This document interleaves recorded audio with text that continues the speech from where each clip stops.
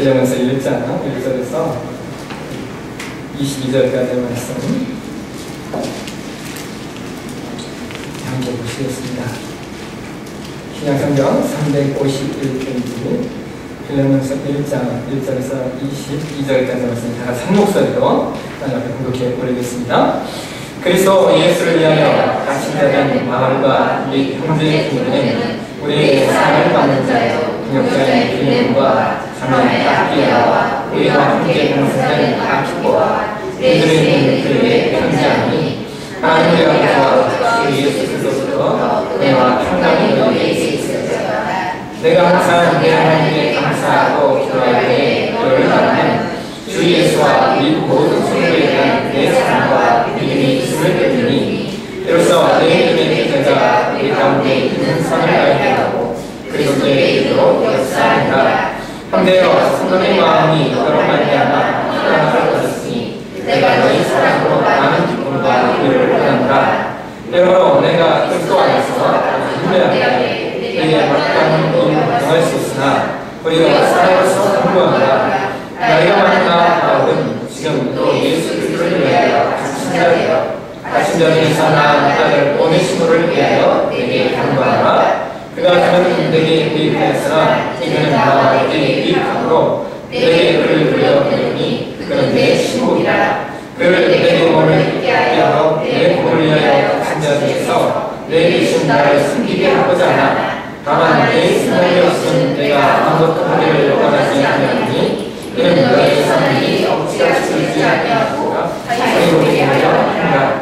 아마 그가 잠시 떠나게 된 것은 그로 그를 영원히 두게 함이니 이 프로는 조과 같이 생각하지 아니하고 좋은 세상으로 그 사랑하는 형제로 내게 특별히 필요한 것은 하물며 육신과 주관에서 상관된 내게라. 그러므로 내가 나를 통역자로 하였을 그를 감격하기를 내게 감격하고 그가 만일 내게 불의를 하였거나 내게 빚은 것이 있으면 그것을 내 앞으로 계산하라. 나 바울이 신주로서니 내가 갚으려니와 내가 이 위에 내 자신이 내게 빚은 것은 내가 말하지 아니하노라. 오 형제여 나로 주 안에서 너로 말미암아 기쁨을 받게 하고 내 마음이 그리스도 안에서 평안하게 하라. 나는 내가 수고한 것을 확신함으로 내게 있었느니 내가 나보다 더 행할 줄을 알아. 오직 나는 나를 위하여 숙수를 받으라. 너희 믿음으로 내가 너에게 나아갈 수 있기를 바라노라. 아멘. 자, 우리 본문의 말씀을 가지고 오늘 마지막 날 예수노단 목회자사역 대표로 수도가 세워가시는 이명호 목사님 나오셔서 오네시모라고 하는 제목으로 우리 가운데 말씀을 전해주시겠습니다.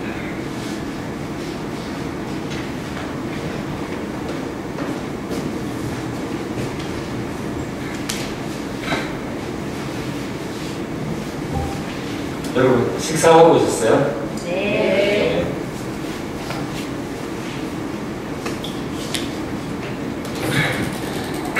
여러분 오늘이 마지막 날입니다. 마지막 날인데 여러분들의 섬김에 대해서 감사를 드립니다. 하나님께서 다 갚으실 줄로 믿고요. 여러분들의 사랑과 섬김에 깊은 감사를 드립니다. 여러분 몇 년 전에 제가 아주 은혜로운 결혼식을 참석한 적이 있습니다. 우리는 보통 보면 결혼식 같으면 한 15분, 20분 뭐 그냥 어떤 면에서 예배도 드리지 않고 그냥 식사기가 바쁜 그런 결혼식이 대부분인데 제가 그때 참석했던 그 결혼식은 참 은혜로운 결혼식이었습니다. 제 아는 목사님의 조카가 결혼식을 했었습니다.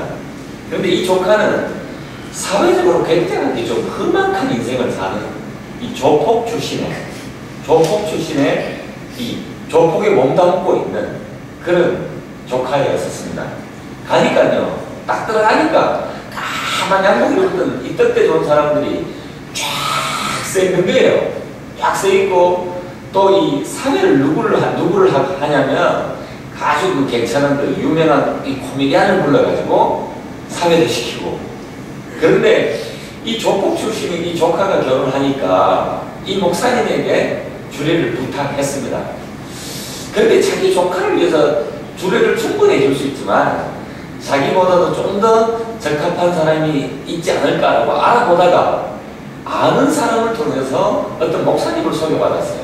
그 목사님은 또 누구셨냐면 조폭 출신이었다가 하나님의 은혜로 목사님이 대신 그 목사님께 주례를 부탁했다고 합니다. 그런데 이 목사님의 주례는 보통 우리가 주례를 하다 보면 신혼부부들이 열심히 살고 서로 용서하고 용납하고 이런 어떤 보통 결혼을 잘 살아가고 어떤 부탁하는 본인의 말씀인데 이분은 어떤 말씀 하시냐면 다른 말씀 한 말씀도 안 하시고 그 설교 내용이 뭐냐면 여러분 한번 따라하십시다. 사랑은 흔한 죄를 덮습니다. 그걸 결혼식 주례로 하시는 거예요. 그러면서 내가 옛날에 조폭 출신이었지만 하나님의 사랑으로 하나님의 은혜로 내가 목사가 되었다고. 분명히 당신도 지금 조폭 출신이지만 하나님의 은혜가 있다면 당신을 변화시킬 거다. 이런 어떤 주례를 하시는 거예요. 그리고 그 축가는 또 누가 부르신다면 또 아는 어떤 목사, 아는 그 누군가를 통해서 선거의 지휘자 되시는 분이 오셔서 이 축가를 하시는데 어떤 축가냐? 보통 보면 뭐 하여튼 그런 어떤 결혼에 대한 축가를 하잖아요. 근데 어떤 축가를 하시냐면 이런 축가예요.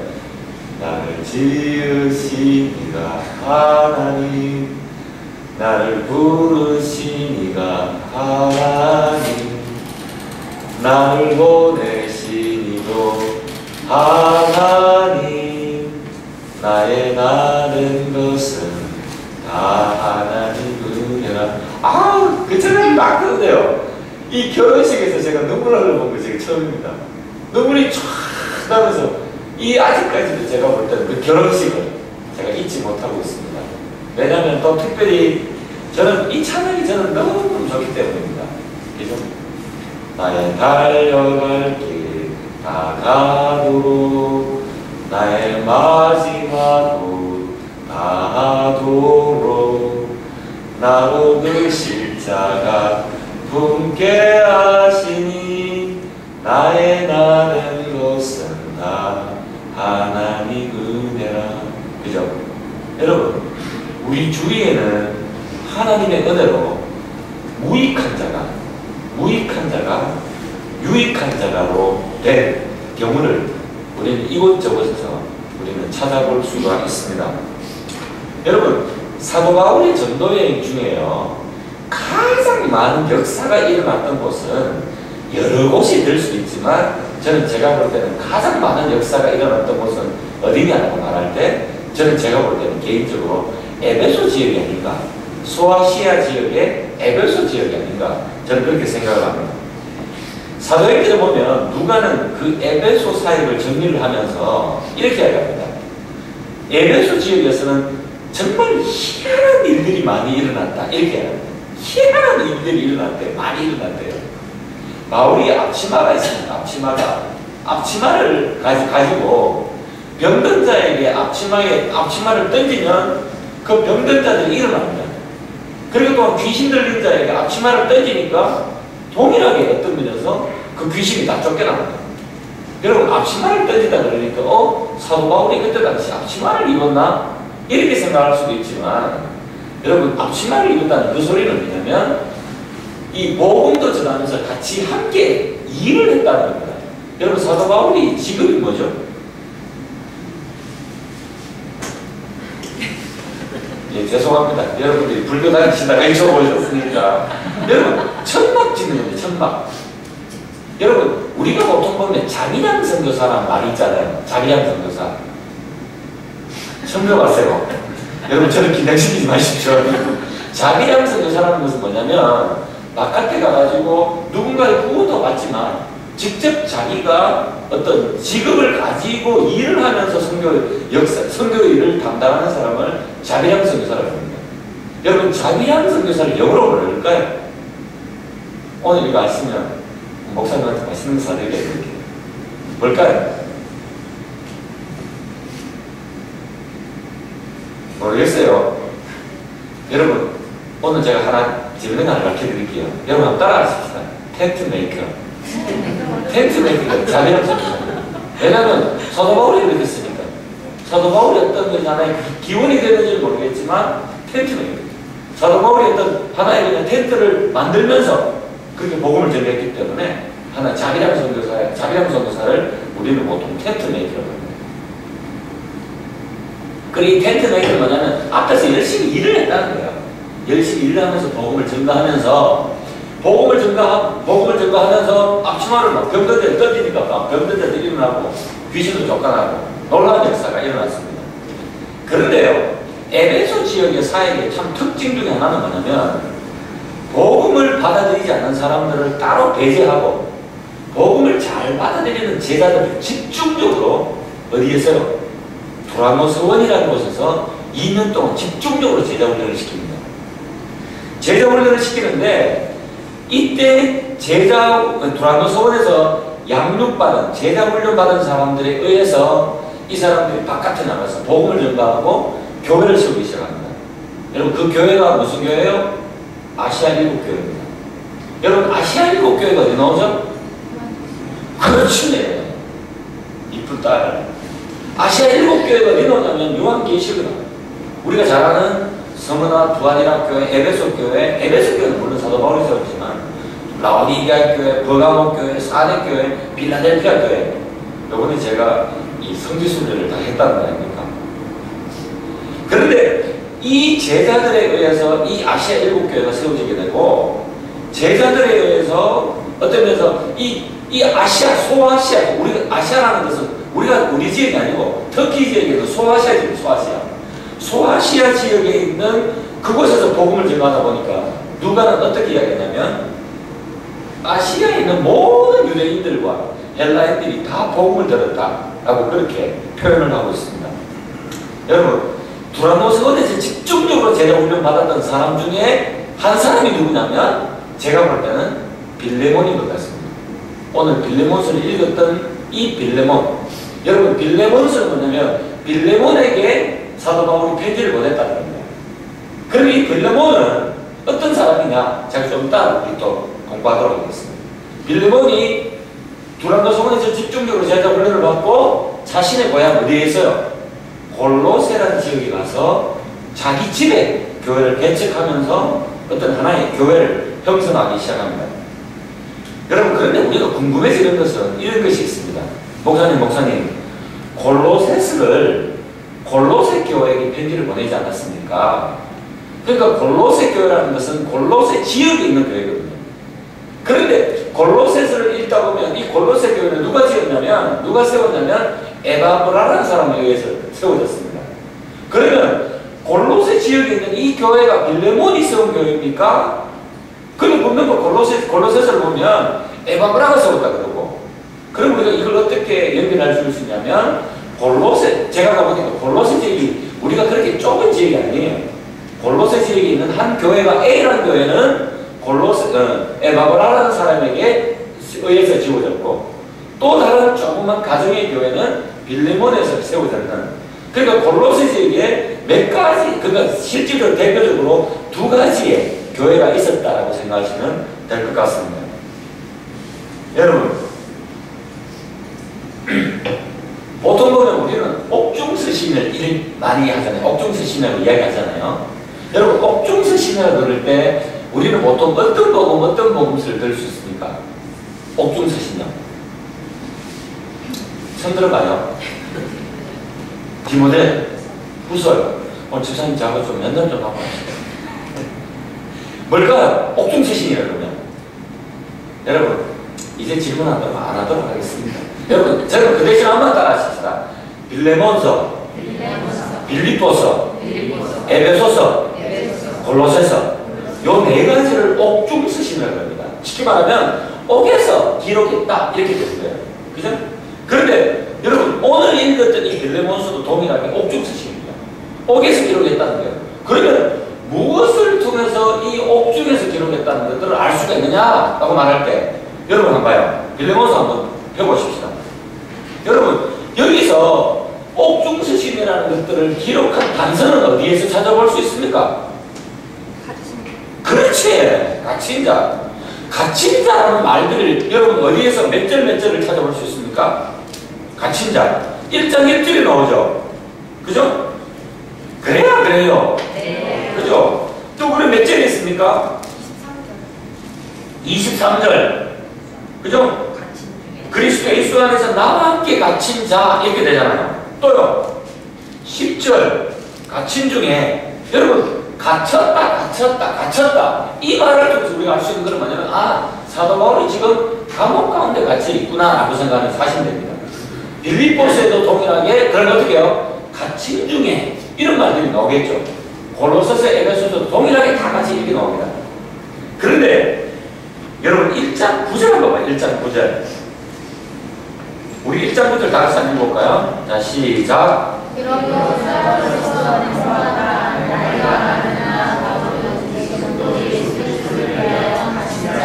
예, 여러분 제가 가지고 있는 성경이 이렇습니다. 1장 9절 보면 나이 많은 나 바울은 지금 또 예수 그리스도의 갇힌 자가 됐대요. 지금 또 여러분 이게 그러면 시키면 첫 번째일까요? 두 번째일까요? 안 그러면 또 세 번째, 네 번째 될 수 있습니까? 첫 번째는 아닌 거겠죠. 첫 번째가 있었다면 내가 지금 갇혔다 이렇게 나올 건데 사도 바울은 지금 또 이렇게 나오거든요. 그죠?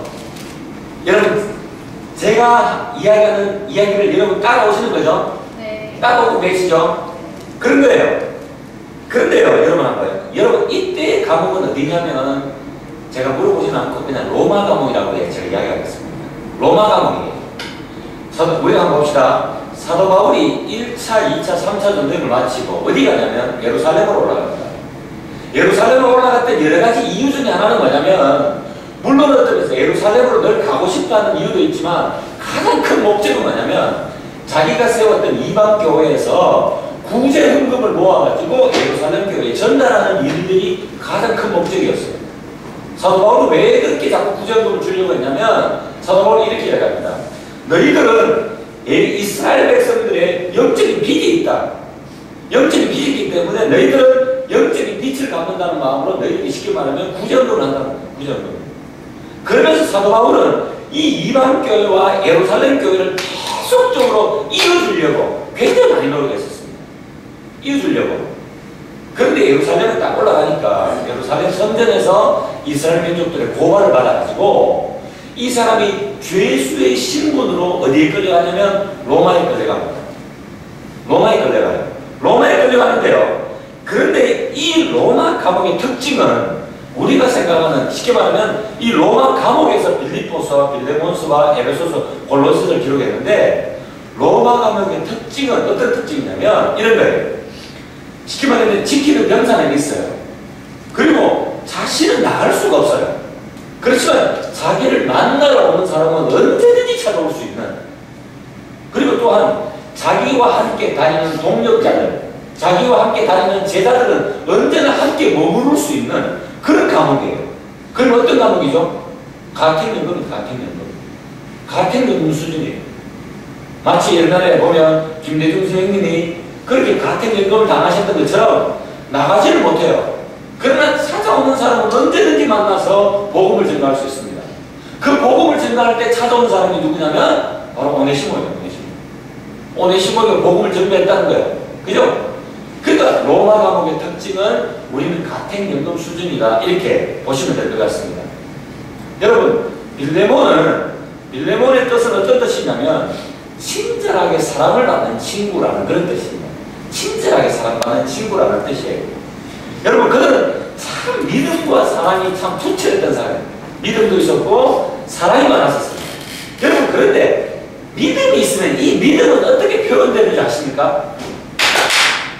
믿음은 어떻게 표현되는 줄 아십니까? 이웃에 대한 사랑으로 드러나야 합니다. 여러분 사도 바울이 그 데살로니가 교회를 데살로니가 교회를 축복하면서 어떻게 이야기한 줄 아십니까? 너희들은 믿음의 역사와 소망의 인내와 사랑의 수고가 있는 교회다 이렇게 봅니다. 믿음에는 뭐가 있어야 된다고요? 역사가 있어야 돼요. 그리고 또한 사랑에는 뭐가 있어야 된다고요? 수고가 있어야 돼요. 소망에는 뭐가 있어야 된다고요? 기다려요. 여러분 그 믿음과 사랑이 있는 그것으로 인해 가지고 그 집에 모이는 성도들이 굉장하게 마음의 평안함을 얻습니다. 그리고 또한 그 소문을 들었던 바울도 굉장하게 많은 기쁨과 위로를 받는 그런 아주 참 좋은 교회의 지도자였습니다. 마치 아둘람 교회 우리 목사님처럼 아주 좋은 지도자였었어요. 제가 그렇게 하기 때문에 여러분 굉장히 기분 좋아하시네요. 하여튼 그렇습니다. 그런데 문제는 뭐냐면 이 좋은 목사님, 이 빌레몬에게 어떤 문제가 하나 생겼습니다. 어떤 문제가 생겼냐면 그 집에 종으로 있었던 이 오네시모가 돈을 받고 막 30 넘게 도망을 쳐버렸어요. 여러분 그때 당시 노예는요 어떤 식이냐면 가축법에 적용됐습니다. 가축과 동일한 어떤 하나의 가축법에 적용됐는데 사람들에게 유익을 주는 동물 정도로만 생각을 했다고 합니다. 사람들 유익을 주는 정도. 근데 노예가 그때 당시 로마 제국 안에는 몇 천만 명 정도 됐냐면 약 한 6천만 명 정도 됐다고 합니다. 로마 제국 안에는 5분의 1이 노예였대요. 5명 중에 1명이 노예였고 로마 시내 안에서는 3명 중에 한 사람이 노예였다고 합니다. 그런데요, 이 황제는 그때 당시 한 2만 명 정도의 노예를 거느릴 수가 있었고 가장 가난한 로마 시민권자는 보통 한 8명 정도까지 노예를 거느릴 수가 있었다고 합니다.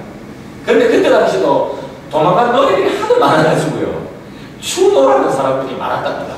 이 도망간 노예들을 잡아서 어떤 쉽게 말하면 뭐 감옥에 갇히고 그러는데 마치 도망간 노예를 어느 집에서 만약에 숨겨줄 경우에는 하루 품삯을 내야 되는 것이 그때 당시 하나의 쉽게 말하면 노예에 대한 법칙이었다고 합니다.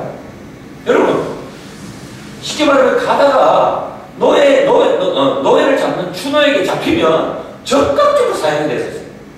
그러니까 이 오네시모는 도망을 가겠다 이렇게 생각하면 여러분 어떻게 했을까요? 결단하면서 생사를 각오하는 마음으로 도망쳤을 거예요. 어디로? 로마로. 왜? 노예가 그만큼 많으니까. 너로 도망가자. 로마로 도망가자. 그런데 소알시아 지역이 골로새에서 로마까지 너무 멀어요. 그러니까 뭐야? 쉽게 말하면 백값이나 왔다 갔다 하면서 먹을 수 있는 간식비나 다음번에 KFC 한번 들려가지고 통닭도 한번 먹어야 되는 그 돈을 엄청 많은 돈을 훔쳐가지고 도망치는 겁니다. 도망을 쳤는데요. 여러분 빌레몬 목사님은 여러분 손해를 엄청난 손해를 봤습니다. 물질적인 손해뿐만 아니에요. 물질적인 손해뿐만 아니라 그는 굉장히 정신적인 손해까지도 범하게 됩니다. 입게 됩니다. 여러분 여기서 말하는 정신적인 손해는 뭐냐면 옆에 있는 많은 사람들이 이런 이야기 합니다. 아이고 저 오네시모 물론 문제가 있지. 그렇지만 이렇게 이야기합니다. 오네시모는 물론 문제가 있지만 그러나 얼마나 오네시모를 모질게 대하면 저 사람이 죽기를 각오하고 도망갔을까? 아이고 믿는 사람 다 똑같아. 빌레몬 대단한 거겠지만 저 목사님도 다 똑같아. 이명호 목사처럼 이렇게 됩니다.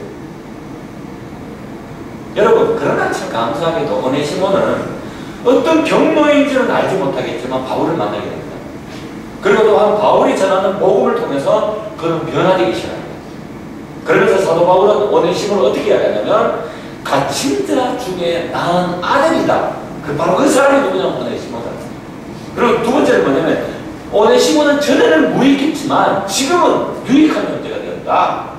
그럼 뭐요? 그는 내 신복이다. 여러분 신복이라는 것은 뭐냐면 우리 한문으로 보면 마음심자, 종복자 이렇게 나오는데요. 이건 잘못된 표현이고요. 어떻게 나오냐면 원문에 보면 이렇게 나옵니다. 그는 내 창자다. 창자다. 그만큼 나에게 소중한 존재다. 그러니까 뭐예요? 영적으로 난 감옥 갇힌 자 중에 난 내 아들이다. 이렇게 표현하는 것입니다. 여러분 오네시모의 뜻은 뭘까요? 예? 오네시모의 뜻은 뭘까요? 유익한 자라는 뜻입니다. 유익한 자. 여러분 한번 볼까요? 여러분 1장 11절 한번 보겠습니다. 1장 11절 다 같이 한번 읽어주실래요? 다 같이 시작. 전에는 내가 유익하였으나 이제는 너와 내게 유익하고. 예, 여러분 읽어요. 오네시모가 유익하다는 뜻이잖아요. 사도 바울이 여기서 어떻게 이야기하냐면 저가 전에는 너에게 오네시모가 아니야. 자기 스스로는 유익한 자라고 말하지만 실질적인 오네시모가 아니었단다. 그러나 이제는 나와 내게 뭐요? 오네시모야 이렇게 돼요. 굉장히 쉽게 말하면 이 언어 유희를 많이 씁니다. 언어 유희를. 그죠? 그러면서 사도 바울은 빌레모나 저 사람은 원래 오네시모라고 말하지만 오네시모에 합당한 그 이름대로 살지 못했어. 그러나 이제는 너와 내게 정말로 이제는 오네시모와 같은 사람이 유익한 사람이 되었다라고 그렇게 이야기합니다. 여러분 오네시모가 이제 복음으로 말미암아 무익한 자가 유익한 자로 되었어요. 그런데 문제는 뭐냐면 이 변화된 오네시모 안에 근심이 있기 시작합니다. 어떤 근심이요? 하나님의 은혜로 하나님이 주신 은혜로 말미암아 변화됐지만 변화되면서 우리는 보통 이렇게 생각합니다. 우리가 어떤 죄를 범하고 누군가의 죄를 범하고 나면 하나님하고만 이 모든 문제를 끝내려고 하는 마음들이 있습니다. 그렇지만 우리 마음 가운데는 계속적으로 불편한 마음이 있는 것처럼 이 오네시모는 복음으로 말미암아 무익한 자가 유익한 자가 되었지만 그 마음 가운데 늘 불안한 것은 뭐냐면 자기 상전 빌레몬에 대한 늘 죄스러운 마음들이 그 마음 가운데 있습니다. 그러면서 뭔가 어떤 용서는 하나님과 나와의 문제다라고 생각하면서 끝내고 싶지만 늘 빌레몬에 대한 죄책감들이 있습니다. 그렇지만 여러분 용서를 구한다는 그 이 자체가 여러분 큰 부담입니다. 왜요? 여러분 로마에서 골로새까지 가다가 도망간 노예를 붙잡는 추노에 의해서 붙잡혀 죽을 수도 있다는 겁니다. 그죠? 그리고 또 한번 보십시다. 빌레몬에게 용서를 구하러 갔다 칩시다. 그런데 빌레몬에게 용서를 구한다고 하더라도 빌레몬이 용서할지도 안 할지도 모르는, 그러면서 그 앞에서 그냥 단방 죽더라도 아무 소리 못하는 용서를 구하러 간다는 이 자체가 큰 위험 부담이 있다는 겁니다. 여러분 그는 계속적으로 기도를 합니다. 기도를 하지만 그 마음의 부담을 도저히 떨치지 못하는 채 그는 오네시모는 결단합니다. 어떤 결단이요? 좋다. 나는 관리에게 가다가 붙잡혀 죽는 한이 있더라도, 그리고 또한 내가 빌레몬에게 죽는 한이 있더라도 어떻게? 나는 용서를 구하는 것은 그리스도 안에서 선한 일이요 마땅한 일이기 때문에 나는 빌레몬에게 용서하기로, 찾아가서 용서 구하기로 그는 결단합니다. 여러분 한번 보십시다. 여러분 1장 8절 한번 보겠습니다. 1장 8절요. 용서를 하는 것은 어떤 것이냐면 1장 8절 여러분 한번 읽어주실래요? 시작. 이러므로 내가 그리스도 안에서 아주 담대하게 내게 마땅한 일로 용서할 수 있으나, 예, 우리가 용서를 하는 것과 용서를 구하는 것은 그리스도 안에서 마땅한 일이래요. 그리고 한번 봐요. 여러분 1장 14절 한번 읽어주실래요? 시작. 다만 내 생각이 없이는 내가 아무것도 결정하지 않으니 이는 너의 선한 일이 지켜지지 않으며. 여러분 용서를 하는 것, 용서를 구하는 것, 그것은 그리스도 안에서 마땅한 일이요 또한 그리스도 안에서 선한 일이라는 것입니다. 선한 일. 그러니까 이 오네시모는 결단하면서 내가 어떤 내 마음 가운데 가다가 잡혀 죽는 한이 있더라도, 내가 또한 빌레몬에게 죽는 한이 있더라도 나는 그리스도 안에서 마땅한 일이요 선한 일을 위해서 나는 가겠다고 결단합니다. 여러분 결단하는 그 오네시모를 위해서 바울은요 두 가지 면에서 돕습니다. 하나는 뭐냐면 찾아가는 이 빌레몬을 찾아가는 오네시모에게 오네시모의 용서를 구하는 편지를, 간곡한 편지를 씁니다. 그 편지가 뭐라고요? 오늘 우리가 읽었던 이 빌레몬서입니다. 두 번째로는 뭡니까? 여러분 오네시모가 가다가 중간에 잡혀 죽을 수도 있어요. 왜? 이 아들은 갇힌 자 중에 난 내 아들이거든요. 내 창자거든요. 그러니까 도저히 안 될 거거든요. 자기는 가고 싶은데 못 가니까 누구를 보내냐면 두기고라는 자기 제자를 직접 따르려거든요. 그러면서 이 빌레몬서를 편지를 적어가지고 이 두기고에게 편지를 줍니다. 그러고 나서 혹시나 이 사람을 잡혀 죽을지도 모르니까 내가 이 사람을 보정을 쓰라. 그래서 이 사람이 빌레몬까지 찾아갈 때까지 죽지 않도록 내가 좀 도와줘라고 말하면서 두 가지를 간곡히 오네시모를 용서하라고 부탁하는 편지와 함께 두기고를 함께 보냅니다. 여러분 용서를 구한다는 것은요 용서를 구한다는 것은 참 많은 결단이 필요합니다. 우리는 하나님 앞에서 끝내고 싶지만 진정한 용서는 하나님에게 뿐만 아니라 피해자인 빌레몬에게도 용서를 구해야 합니다. 여러분, 저는 참 요즘 들어서 우리나라 영화를 보면요, 참 이 영화가 우리 기독교를 엄청나게 많이 비판하고 있다는 것들을 제가 많이 느끼게 됩니다. 특별히 요번에 예를 들어서 그 도가니라는 영화를 한번 봤거든요. 도가니라는 영화를 보니까 이 도가니의 어떤 실질적인 성폭력에 쉽게 말하면 이 가해자들이 거의 대부분 다 교회 장로님들이고, 이분들이 어떤 면에서 이분들을 또 하나님이 주님의 종이 어떻고 그리고 난 뒤에 또 그 사람들을 대면한다고 목사님들이나 이런 분들이 막 사단은 떠나라고 외치는 것들 바라보면서, 여러분 죄송하지만 저도 너무 부끄러웠어요. 여러분, 또 이런 영화 말고요, 또 참 기독교인들 부끄럽게 했던 영화가 어떤 영화냐면, 여러분 혹시 밀양이라는 영화를 보셨습니까? 밀양, 전도연이 나왔는, 안 보셨어요? 제가 이야기해 드릴게요. 여러분, 밀양이라는 영화는 전도연이가 나옵니다. 그런데 이 사람은 남편과 사별을 했어요.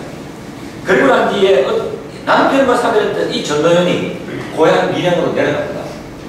내려가는데 이 여인은 돈이 한 푼 없어요.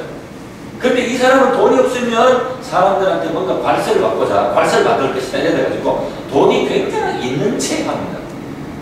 그러면서 뭔가 그 지역에 있는 땅을 살려고 굉장히 알아봅니다.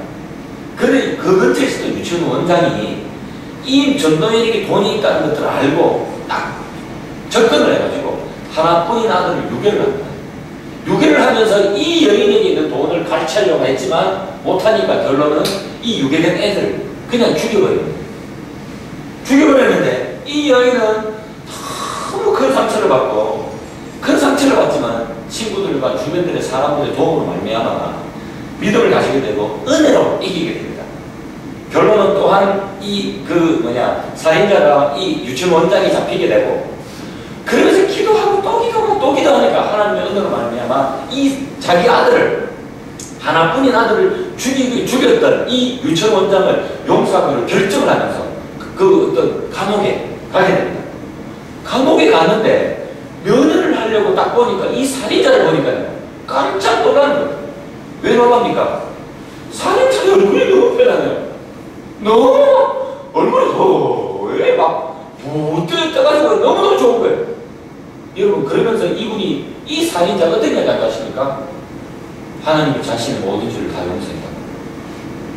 그래서 나는 감사하다고 할렐루야 때려주기로.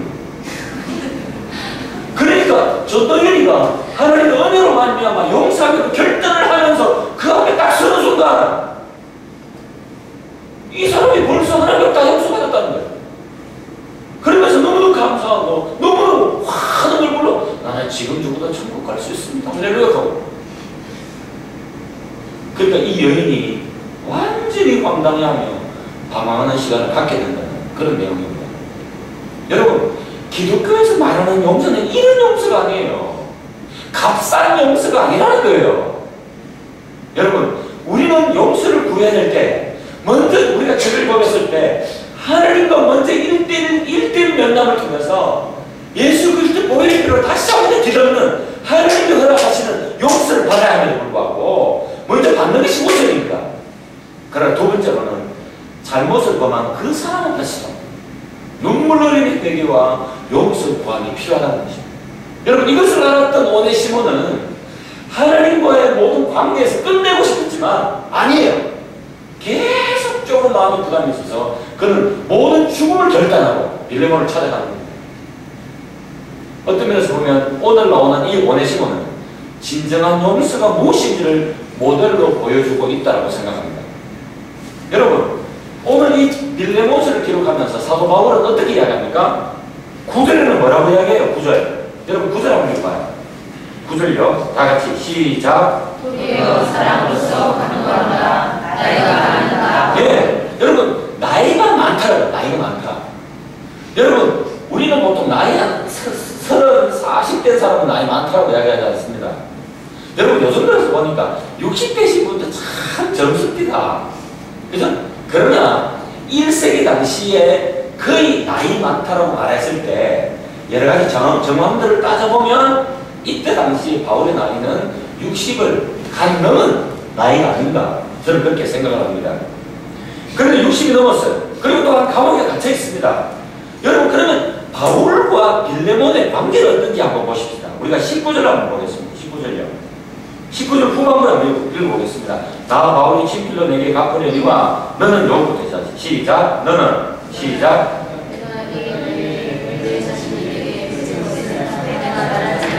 예, 여러분 이 말씀은 뭐냐면 너는 여기서 말하는 너는 누구죠? 빌레몬이죠. 너는 이 외에 너 자신으로 내게 빚진 것 마치 어떠세요? 이 본문만 보면 마치 뭐냐면 마치 빌레몬이 바울에게 뭔가 빚지는 듯한 느낌이 듭니다. 그런데 이 본문을 이 표준 세번역에는 그리고 또한 공동번역에 어떻게 이야기하냐면 이렇게 나옵니다. 당신이 오늘날 이렇게 된 것은 내 덕분이라는 것을 내가 말하지 않겠습니다. 당신이 오늘 이렇게 된 것은 다 내 덕분입니다. 그렇지만 나는 말 안 하는데 말 다 해놔놓고 말 안 하잖아요. 여러분 그러면서 뭔가 어떤 상태가 빌레몬이 오늘의 빌레몬이 될 수 있도록 영적으로 도와주는 사람이 누구냐면 바로 사도 바울이라는 거예요. 그래서 그러면 언제냐? 바로 어떤 게 뭐냐? 하나의 도란도 서원이 있을 때 집중적으로 제자 훈련 받았던 그때 당시가 아닌가 저는 그렇게 생각을 합니다. 그래서 이 사도 바울은 이 빌레몬에게 편지를 씁니다. 오네시모 저는 정말 옛날에는 무익했지만 이제는 유익한 영자다. 감옥에서 난 내 아들이다. 저는 내 창자다. 불의함을 진 것. 만약에 이 사람이 너에게 많은 돈을 뺏었다든지 돈을 훔쳐갔다든지 잘못한 것이 있다면 뭐요? 내게 다 달아놔. 내게 달아놔. 내가 가서 갚아주겠다. 그럼 뭐요? 너는 오네시모를 종 대하듯이 하지 말고 나를 대하듯이 그를 맞아줘라. 여러분 이렇게 말하는 이유가 뭘까요? 오네시모는 전에서 무익했다. 이제는 유익하다. 감옥에서 나온 아들이다. 저는 내 창자다. 불의함을 친 것. 나를 맞아야 그를 맞아라. 이렇게 말하는 이유가 뭘까요? 오네시모가 정말 복음으로 변화됐다는 것들을 이 영적인 스승이었던 이 사도 바울이 이야기하는 거예요. 그리고 어떤 이야기하냐면 여러분 바울은 빌레몬보다 나이가 많았고 또한 오늘의 빌레몬이 있었을 때 영적인 아내와 같은 존재입니다. 그리고요 여러분 용서라는 것은 아까 제가 이야기했던 것처럼 그리스도 안에서 마땅한 일이고 그리스도 안에서 선한 일입니다. 그렇지만 어떻게 해요? 여러분 일단 8절 한번 봐요. 내가 그리스도 안에서 많은 감력을 가지고 내게 마땅한 일로 뭐 할 수 있다고요? 명할 수 있대요. 왜? 사도 바울은 나이가 많거든요. 또한 사도 바울은 빌레몬의 영적인 스승이거든요. 그러면 어떻게 우리가 좀 죄송합니다만 영적인 만약에 아들과 같은 사람에게 명령할 수 있어요. 왜? 오네시모 용서해줘. 왜? 내가 오늘에 네가 됐던 거 뻔히 알지? 내가 너를 도와준 거 다 알잖아. 용서해줘. 충분히 그럴 수 있습니다. 충분히 그럴 수 있는데 뭐예요? 명할 수 있지만 명하지 않고 어떻게 해요? 간구합니다. 간청합니다. 간청. 마치 뭐처럼 마치 어린 자식이 잘못해가지고요 용서해달라고 노부모가 어린 교사에게 무릎을 꿇듯이 영적이 나도 오네시모의 잘못을 용서해달라고 사도 바울은 충분히 명할 수 있는 위치에 있었지만 어떻게 해요? 간청하거든요. 간청하거든요. 사랑하는 여러분 우리가 여기서 알 수 있는 내용들은 어떤 것이에요? 여러분 내가 영적인 나이가 많아요. 내가 영적으로 막 선배예요. 내보다 나이가 어리고 내가 그 사람을 영적으로 도와줬다 손치더라도 명할 수 있지만 우리는 간청해야 됩니다. 간구해야 됩니다. 여러분 나이 젊으신 분들은 나이 많으신 분들한테 굉장하게 존경해야 합니다. 그러나 죄송하지만 나이 많으신 분들은 나이 어린 분들에 대해서 우리는 존중할 수 있어야 합니다. 여러분 참 이런 면들을 보면 사도 바울이 이제는 정말 굉장히 성숙되어 있는 모습을 볼 수 있습니다. 그리고 또한 빌립보서에 보면 사도 바울은 감히 이런 얘기를 합니다. 내가 그리스도를 본받는 것처럼 뭐요? 너희를 나를 본받아라. 이렇게 봅니다. 신앙의 성숙이라는 것이 뭐예요? 여러분, 신앙의 성장이라는 것은 뭐예요? 여러분, 죄송하지만 아까 제가 목사님하고도 나누다가 목사님이 참 가슴 아파하면서 한국 교회는 내가 볼 때는 너무 그냥 이 신앙을 너무 은행 신앙으로 키웠다. 저도 굉장히 동감했습니다. 여러분, 우리는 그냥 구원받으면 끝난다고 생각해요. 여러분, 구원은 그냥 시작이거든요. 여러분, 하나님은 우리 가운데 이런 이야기 합니다. 그러니까 마태복음 5장 9장 7장의 산상수훈에 보면 이런 말씀이 나옵니다. 너희 하나님이 온전하신 것처럼 너희들도 온전해라, 이렇게 나옵니다. 그리고 또 뭐요? 에베소서는 그리스도의 장성한 분량에 이르도록 너희도 그렇게 해라는 거예요. 여러분, 이 말은 뭐냐면 우리는 어디까지 자라가야 되냐면 하나님까지 자라가야 되고 예수 그리스도까지 자라가야 돼요. 그래서 헤리 나우엔이라는 사람은 이런 이야기합니다. 여러분, 한번 따라합시다. 아들은 커서 아버지가 되고 딸은 커서 뭐가 돼야 돼요? 엄마가 돼야 돼. 이쁜 딸. 알겠죠? 그런데 뭐요? 하나님의 자녀는 커서 뭐요? 하나님이 돼야 된다 하면 이다이고요. 뭘까요? 하나님처럼 돼야 돼요. 하나님처럼 돼야 돼요. 여러분, 죄송하지만 제가 한 말씀 하겠습니다. 여러분, 우리가 잘 아는 우리가 중고등학교 다닐 때에 그 나다나엘 호동이 지었던 큰바위 얼굴이라는 어떤 소설이 있었지 않습니까? 큰바위 얼굴에는 그 큰바위 얼굴을 계속적으로 봅니다. 그 마을에는 어떤 미식이 있냐면 큰바위 얼굴과 같은 사람이 나와가지고 우리 마을을 뭔가 구원할 것이다, 건져낼 것이다, 크게 부흥시킬 거다라고 생각했습니다. 지연이는 어릴 때부터 계속 큰바위 얼굴을 봅니다. 저 사람이겠지, 저 사람이겠지. 다 아니에요. 막판에 누가 됐어요? 날마다 어릴 때부터 봤던 그 사람이 큰바위 얼굴이 되어버린 거예요. 여러분, 죄송하지만 예배 드리는 게 뭐예요? 다른 말로 말하면 하나님을 보는 것과 똑같아요. 여러분, 기도하는 건 뭐예요? 하나님을 보는 거예요. 예를 들어서 또한 금식하는 거, 그리고 또한 봉사하는 거, 여러분, 이건 뭐예요? 하나님을 보는 거예요. 어릴 때부터 계속 하나님을 봤다면 우리가 돌아가실 때쯤 되면 하나님처럼 바뀌어져 있어요. 여러분, 이것이 신앙의 성숙이에요. 그런데 여러분, 죄송합니다. 50, 70 돌아가시는 날을 돌아가시면 돌아가실수록 고집 피운다면 여러분, 죄송합니다만 그 신앙은 거짓일 수 있는 확률이 많이 있습니다. 여러분, 죄송하지만 저는 10년 전보다는 저는 정말로 많이 신앙이 성숙되어 있다는 걸. 여러분, 신앙의 성숙이 뭐예요? 성품의 변화. 저는 개인적으로 그렇게 생각합니다. 내가 아침마다 일어나서 묵상하는 거, 그건 하나님을 바라보는 거다. 내가 이렇게 하고 싶지만 하나님 아니, 노력하면 하나님 그렇게 하나니 내가 나를 죽이고, 내가 지금요 굉장히 좀 억울한 일을 당했지만 나도 일어나가지고 할 수 있어요. 저는 할 수 있어요. 그냥 내가 참는 거예요. 참으면서 내가 하나님의 성품을 더 닮아가고 더 닮아가고 그것이 뭐냐? 신앙의 성숙이라는 거예요. 여러분, 사도 바울은요, 여러분 1차 전도여행 때 중간에 누가 돌아갔냐면 마가가 돌아갔습니다. 마가가 여러 가지 이유로 돌아갔다는 이유로 말미암아 2차 전도여행을 딱 시작할 때 마가를 데리고 갔냐 데리고 가지 않느냐의 문제로 자기 영적인 스승과 같았던 바나바와 대판 싸움이 됩니다. 나는 바나바 안 데리고 갑니다. 바나바는 이제 나가 실수할 수도 있지. 그 어리잖아. 데리고 가자. 안 되거든요. 그렇게 결국 헤어져 버려요. 그럼 못 되는 사도 바울. 그런데 어떻게 돼요? 시간이 지나고 나니까 나중에 여러분 빌레몬서 후반부에 보면 뭐가 있다고요? 나와 같이 24절을 보겠습니다. 또한 나의 동력자 누가요? 바라. 여러분, 로마에 갇혀있다는 걸 알고 누가 찾아갑니까? 마가가 찾아가요. 그래서 마가를 웰컴합니다. 그리고 또 이 마가는 이후에 누가 만나냐면 베드로를 만나가지고 베드로의 제자가 됩니다. 베드로의 제자가 돼가지고 이 신앙이 많이 성숙되어 있어요.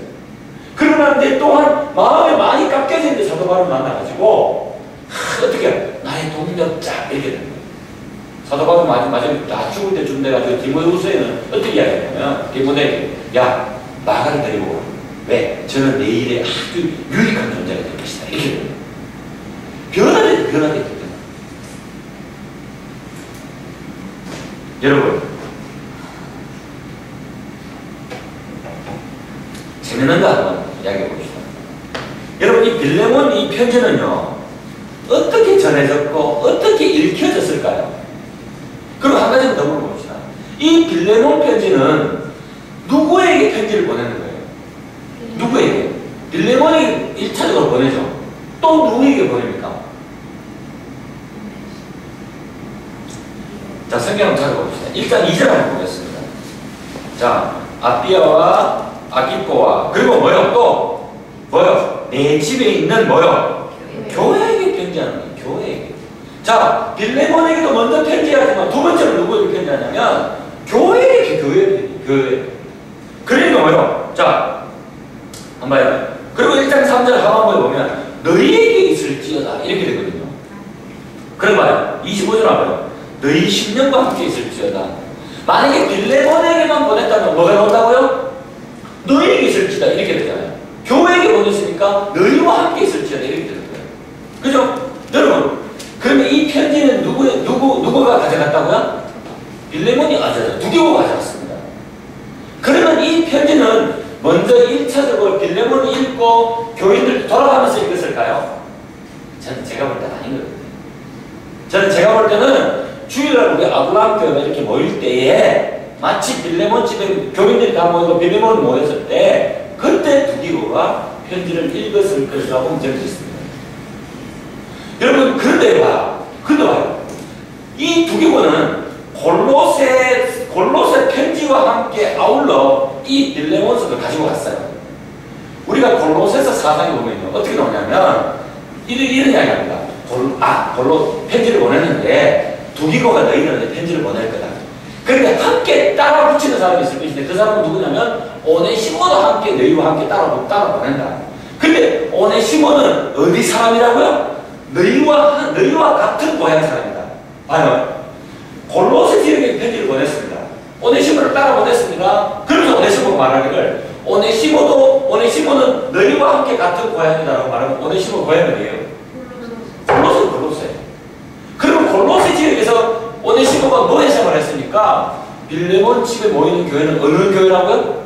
골로새 집에 있는 교회라는 거예요. 지금 이해하시겠습니까? 그런 거예요. 그죠? 근데 편지를 읽는데 봐요. 오네시모도 따라 보냈습니다.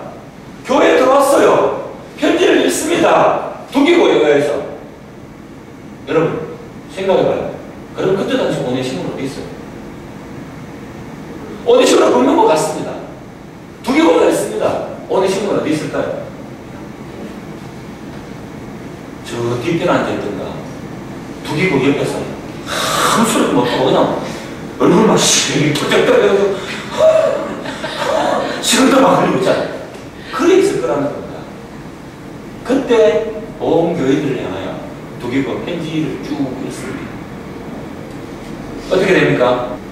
그리고 사도 바울이 간구하고 간청합니다.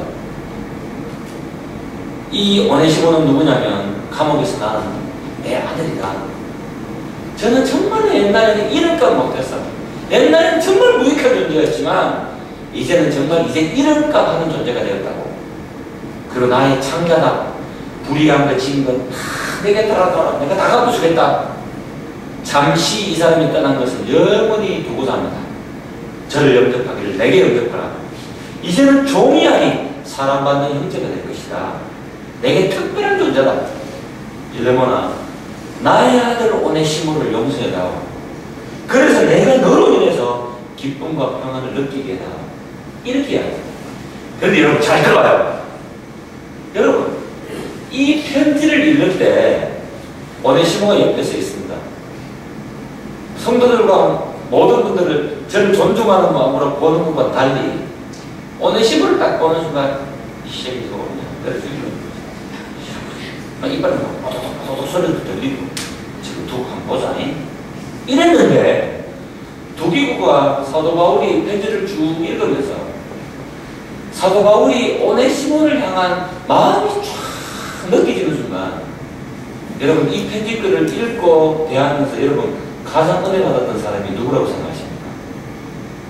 1번 빌레몬, 2번 두기고, 3번 휴일 오네시몬. 그럼 오네시몬이 오네시몬.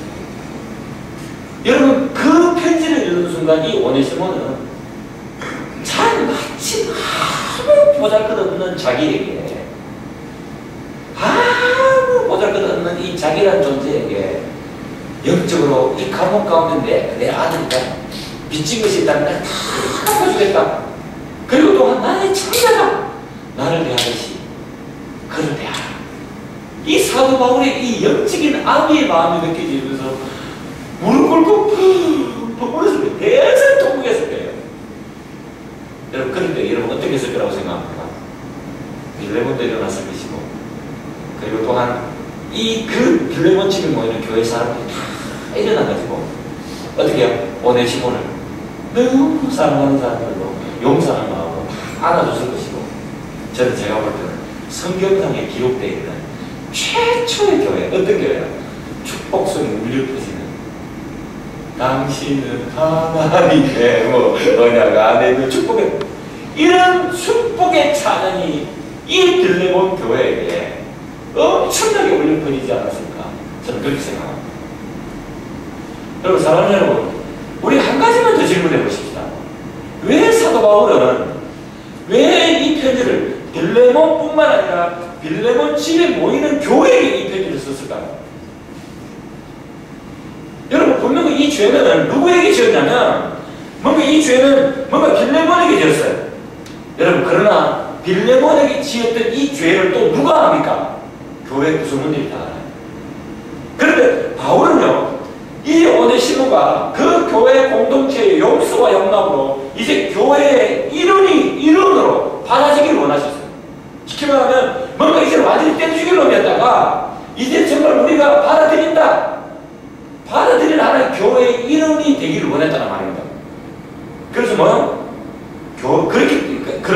그러려면 뭐요? 교회원들의 용서와 용납이 반드시 필요하다는 것입니다. 그래서 뭐요? 사도 바울은 빌레몬에게 뿐만 아니라 그것들을 알고 있는 이 빌레몬 집에 모이는 교회에 그를 편지함을 말미암아 이 빌레몬의 용서와 아울러 뭐요? 이 교회의 공동체의 용서와 용납이 동시에 필요했다는 겁니다. 여러분, 제가 예를 들어서 제가 편집봅니다. 제가 만약에 아웃라인 교회에서, 제가 만 섬기는 교회에서 어느 집사님하고 싸웠다 칩시다. 제가 일반적으로 그 집사님은 아무 잘못이었는데 제가 잘못을 해가지고 막 쭉 했어요. 그런데 여러분 봐요.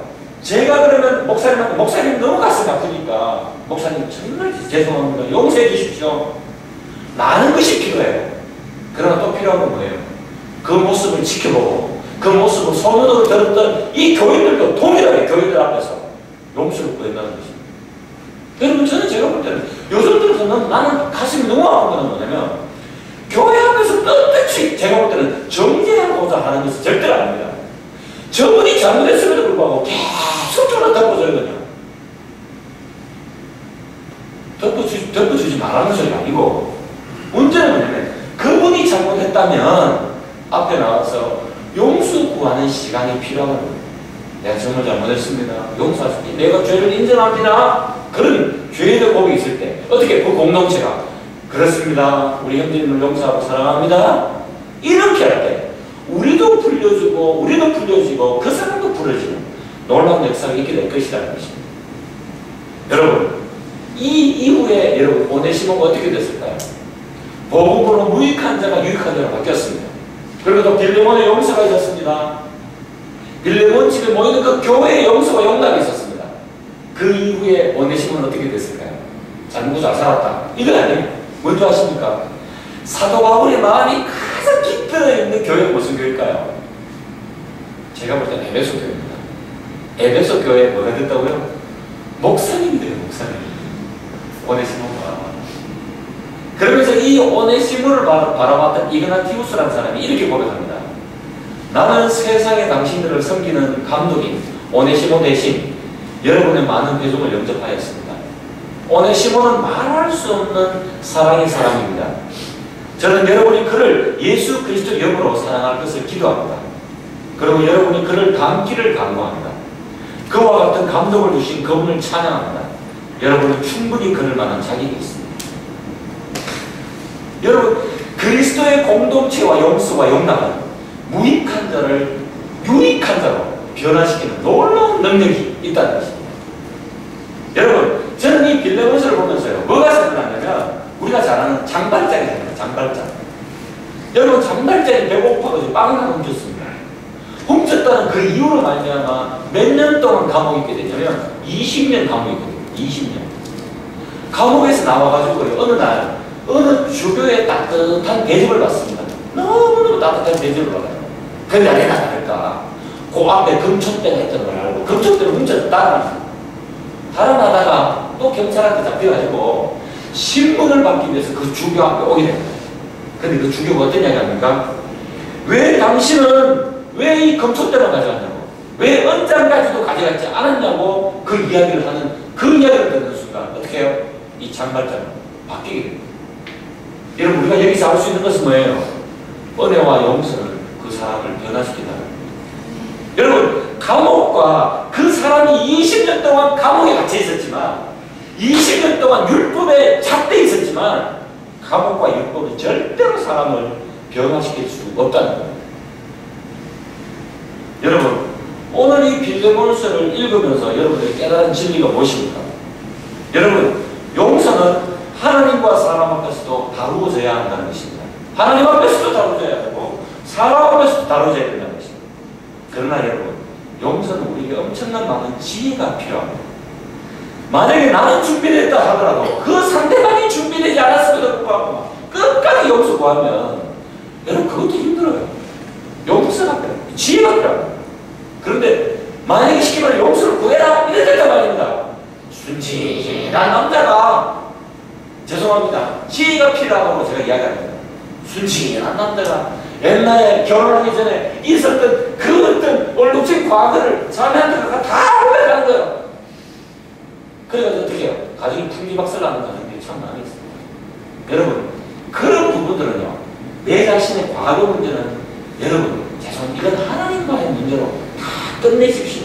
끝내십시오. 여러분, 저는요,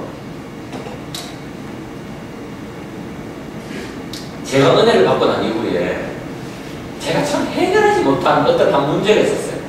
그게 뭐냐면, 참 부끄러운 소리인데요, 제가 대학 다닐 때 제가 우리 교회, 제가 섬겼던 교회가 대구에 있는 남부교회입니다. 남부교회인데 교인 수가 그때 당시 한 700~800명 정도 됐던 그런 교회입니다. 그래도 목사님이 참 저를 영적인 아들처럼 굉장히 잘해주셨어요. 그래서 장학금을 주고 싶은데 장학금을 줄 방법이 없고, 이래서 저한테 뭐를 부탁하셨냐면 선교금과 장학금을 받는 하나의 창구를 만들어 놓고 다른 사람들이 저한테 내면 제가 이 노트에 기록해가지고 주면 한 달에 그때 당시 돈으로 저한테 5만 원을, 시키면 용돈을 저한테 주셨습니다. 5만 원 그때 큰 돈이었어요. 지금 제가 볼 때 한 20만 원 정도 될 길이에요. 20만 원 더 되면 되지. 하여튼 좀 많은, 좀 어느 정도 괜찮은 액수였었어요. 근데 제가 참 감사했는데, 그런데 있잖아요, 한 달, 두 달, 세 달 지나니까 갑자기 돈이 쓸 때가 있지 않습니까? 그러면 한 달 미리 갚아가고 두 달 미리 갚아가고 이러다 보니까 돈을 제가 어떻게 할 줄을 몰라가지고 언젠가부터 그 돈을 훔치기 시작했어요. 도둑질하기 시작했어요. 그러면 이 도둑질한 이 돈을 도저히 메꾸지 못해가지고 잡아채가지고 쉽게 말하면 이 잘못된 어떤 이 기록을 다시 뺏기고, 그러다 언젠가 도저히 안 되겠다 싶어서 제가, 근데 물론 그 목사님은 그걸 저한테 아셨어요. 그럼에도 불구하고 모든 걸 다 덮어주고 끝이 났습니다. 제가 이제 목사가 됐습니다. 목사가 됐는데 제가 제가 쉽게 말하면 뺑땅한 돈이 쉽게 말하면 한 100만 원 정도 됐다 칩시다. 100만 원까지는 안 됐는데 제가 볼 50만 원 정도 되는 겁니다. 내가 목사가 됐을 때, 내가 결혼하고 목사가 됐을 때 갚을 능력은 있는데 내가 가서 용서 구할 용기가 없는 거예요. 그래서 제가 또 예수 전달할 때 갔습니다. 내가 앞에 가서 용서 구할 용기는 있는데 돈이 없는 거예요. 여러분 그런 게 있잖아요. 그죠? 근데 이걸 어떻게 하면 정말 좋을까? 근데 하나님이 마침내 저한테 참 좋은 기회를 주셨는데 어떤 기회를 주시냐면 저희들이 호주에서 한 4년 동안 사역을 했었는데 호주 가기 전에 제 친구가 날 전화 왔어요. 야 영호야, 내가 이번에 그 미국 무대들 가는데 한 10일 동안 너가 같이 할래? 그러면 내가 네 일단 충분히 챙겨줄게 이라는 거예요. 그래 좋다 싶었습니다.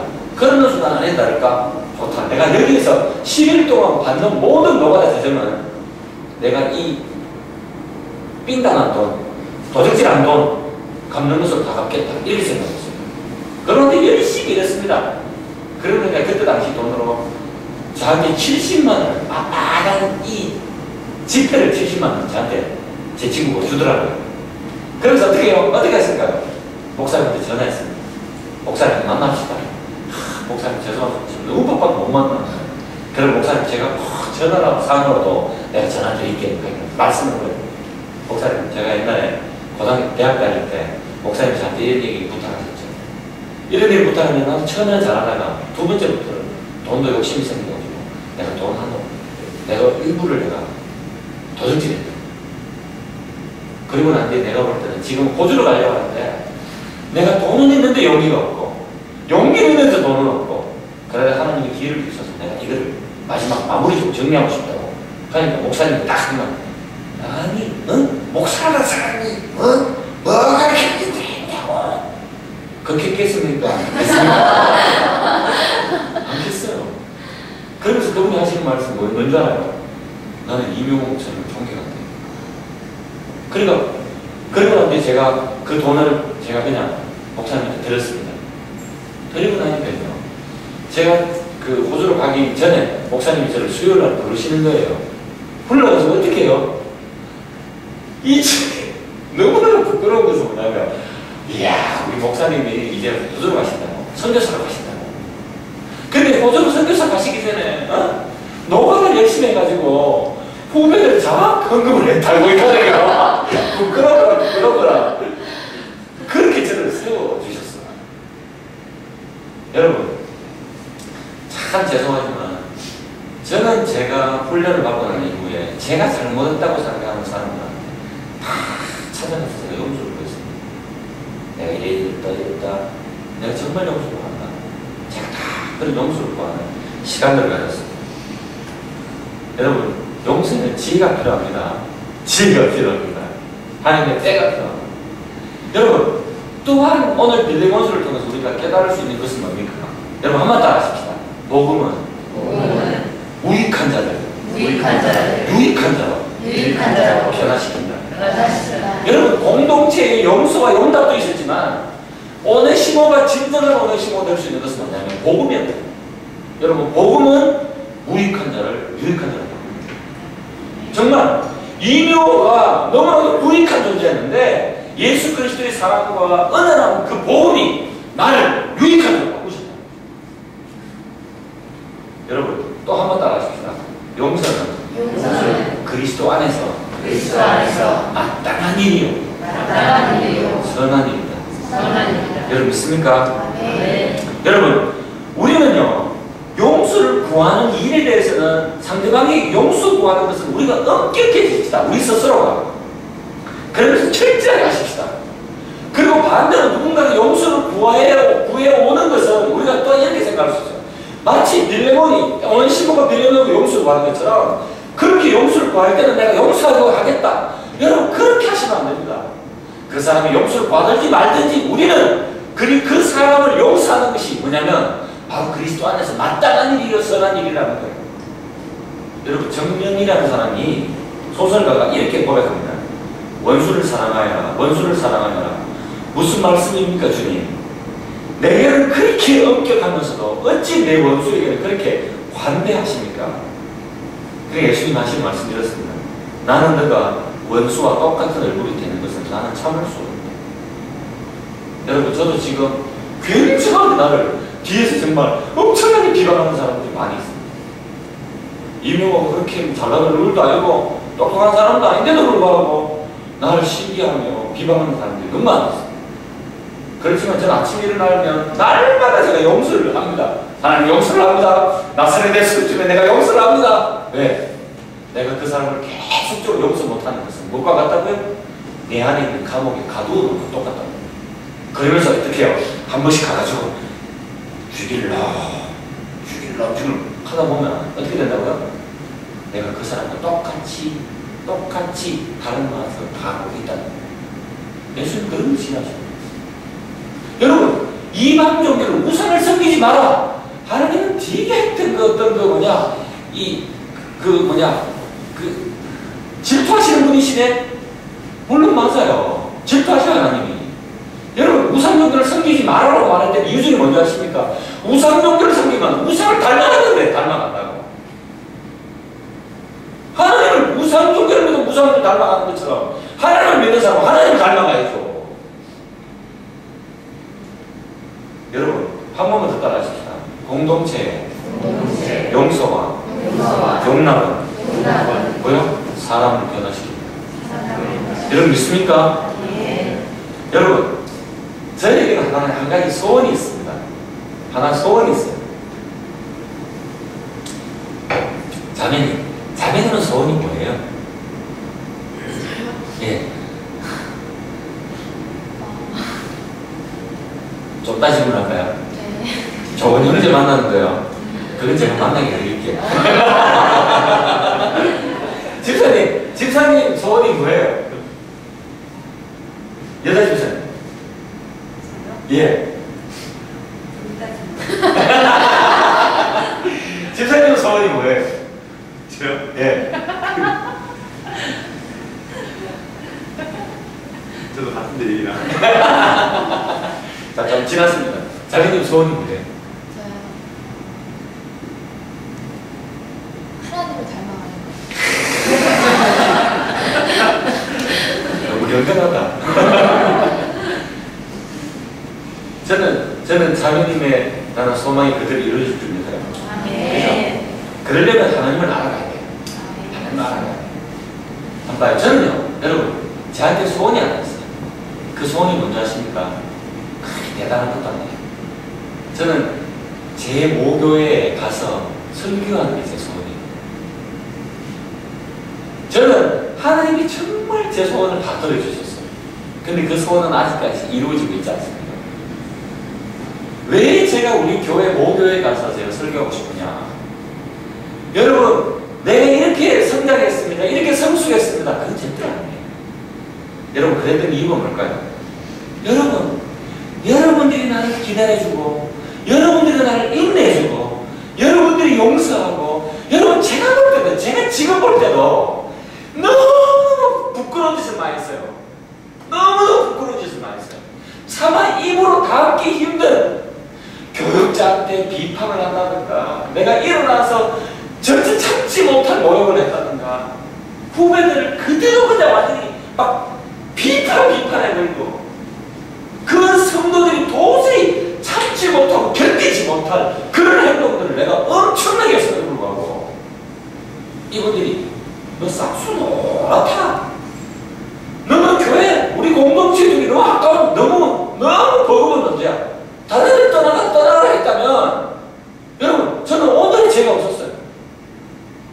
저는 우리 모교회 가서 제가 설교하면서 어떻게 해야 돼요? 여러분들이 있었기 때문에 무익한 자가 이명호가 예전에도 무익했는데 여러분들의 용서와 용납으로 오늘 제가 유익한 자가 되었습니다. 제가 감사드립니다. 그 이야기를 제가 고백하고 싶어요.